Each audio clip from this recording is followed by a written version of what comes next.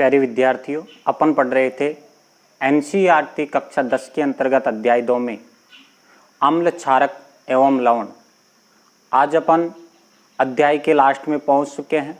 कल अपन ने पढ़ा था लवण और लवण से बनने वाले अन्य रासायनिक यौगिकों के बारे में, उनकी अभिक्रियाएं, उनका निर्माण और उनकी जो निर्माण कैसे होता है उनके बारे में पढ़ा था। उनके अपने दैनिक जीवन में क्या क्या उपयोग हैं उनके बारे में पढ़ा था। आज अपन देखते हैं कुछ उनसे जुड़ा हुआ जो लवण से ही जो टॉपिक है।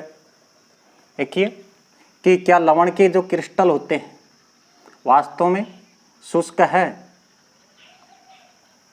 कि जो क्रिस्टल होते हैं लवण में कि वो शुष्क होते हैं।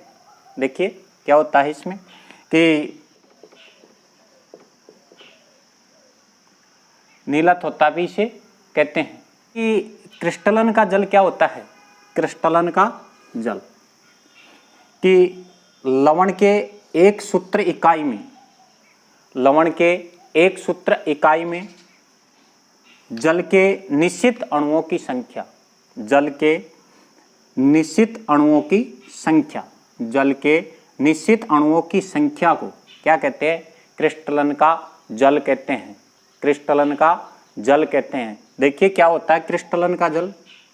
CuSO4 कॉपर सल्फेट, इसमें 5H2O जल के होते हैं।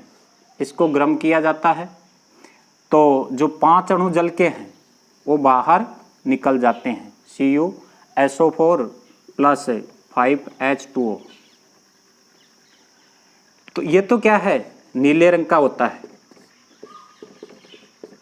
कॉपर सल्फेट नीले रंग का होता है, लेकिन जैसे ही इसको गर्म किया जाता है तो जो इसका रंग है वो रंगहीन हो जाता है। रंगहीन, रंगहीन हो जाता है। तो इसमें क्या है कि जो क्रिस्टल बन जाते हैं कॉपर सल्फेट के, और वापिस अगर इसमें जल डाला जाता है तो पुनः ये रंग वापिस आ जाता है। तो ये क्या कहलाता है, जो 5H2O है ये क्या है, क्रिस्टलन का जल है। क्रिस्टलन जल, क्रिस्टलन का जल है। इसका जो उपयोग है नीलात्वता का उपयोग, इसका उपयोग है विद्युत लेपन में, विद्युत लेपन में, बोर्दो मिश्रण में, बोर्दो मिश्रण में, बोर्दो नीलात्वता का मिश्रण,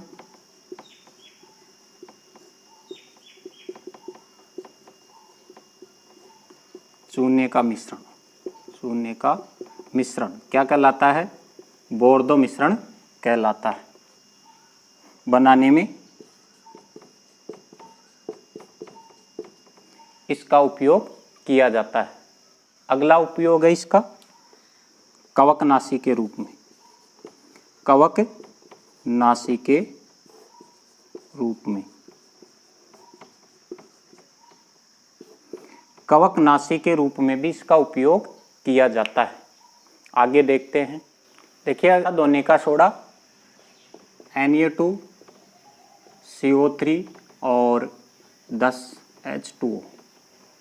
तो इसमें जो 10H2O है ये क्या है, क्रिस्टलन का जल है। देखते हैं आगे।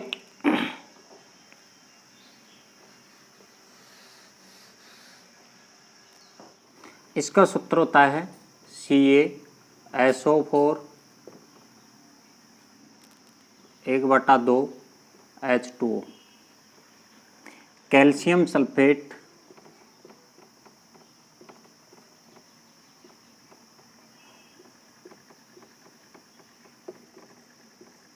कैल्शियम सल्फेट अर्धहाइड्रेट, अर्धहाइड्रेट या हेमीहाइड्रेट भी कहते हैं इसे। कैल्शियम सल्फेट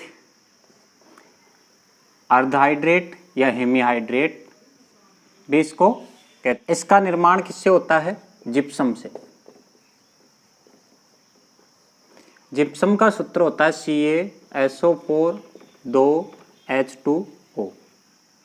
क्या होता है इस पर कि जो जिप्सम होता है, जिप्सम के इसको 373 केल्विन तापमान पर गर्म किया जाता है।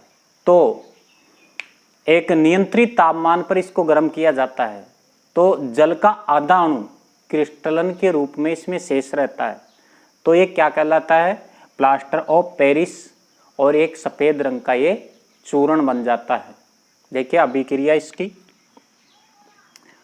कैल्शियम सल्फेट 2H2O, इसको किया जाता है 373 केल्विन तापमान पर गर्म किया जाता है, मतलब 100 डिग्री सेंटीग्रेड पर इसको गर्म किया जाता है नियंत्रित तापमान पर। अगर उससे ज़्यादा करते हैं तो ये फिर जला हुआ जिप्सम हो जाता है जो किसी काम का नहीं रहता है। अभिक्रिया होती है, देखिए CaSO4 बन जाता अपने पास 1/2 H2O। ये तो हो गया plaster of Paris. Plaster of Paris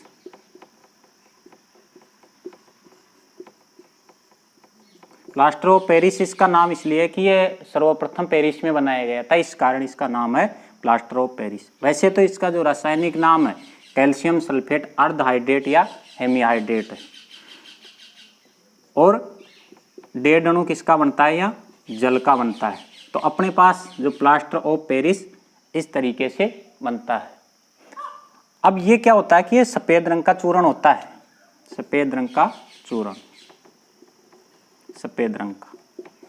जब इसमें पानी डाला जाता है पुनः तो ये सूख जाने के बाद में फिर कठोर हो जाता है। इसके उपयोग क्या क्या हैं? उपयोग, पहला उपयोग तो है कि जो डॉक्टर हैं वो टूटी हुई हड्डियों को स्थिर करने के लिए इसका उपयोग करते हैं। डॉक्टर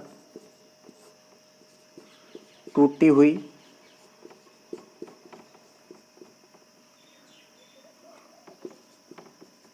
हड्डियों को स्थिर करने के लिए,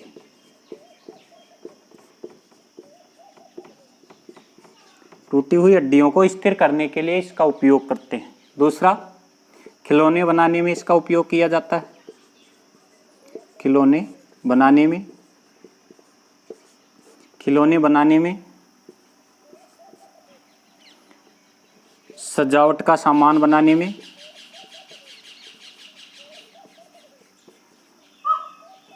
सजावट का सामान बनाने में,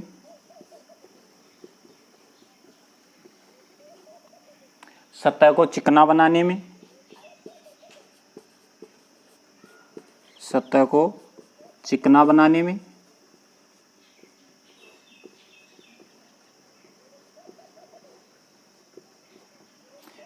सिरेमिक पाइप बनाने में, सिरेमिक पाइप बनाने में,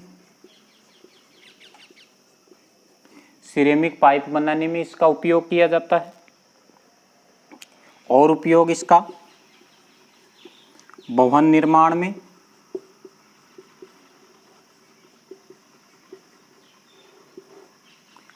आदि में इसका उपयोग किया जाता है। तो जिसमें क्रिस्टलन का जल होता है तो वो आर्द्र होता है, और जिसमें क्रिस्टलन का जल नहीं होता है वो शुष्क है। अगर इसको ज़्यादा गर्म किया जाता है तो ये जला हुआ जिप्सम हो जाता है और जो कोई काम का नहीं होता। तो एक नियंत्रण तापमान पर ही इसकी अभिक्रिया होती है। तो जो अपना ऑनलाइन क्लासेज जो चल रही है इसके अंतर्गत जो अपना दूसरा चैप्टर है वो आज पूरा होता है, अम्ल क्षारक एवं लवण। आपको इस चैप्टर से कोई भी समस्या हो तो कमेंट बॉक्स में लिख करके बताइए, और जो अपने ज़्यादातर जो साथी हैं उनके पास वीडियो को पहुंचाने का प्रयास करिए। अपन आगे देखेंगे जो अध्याय नंबर 3 है उसके बारे में। आपको कितना समझ में आ रहा है वो कमेंट बॉक्स में बताएं, और अन्य साथियों तक इस वीडियो को ज़्यादा से ज़्यादा शेयर करें और चैनल को सब्सक्राइब करें। आज के लिए इतना ही, धन्यवाद।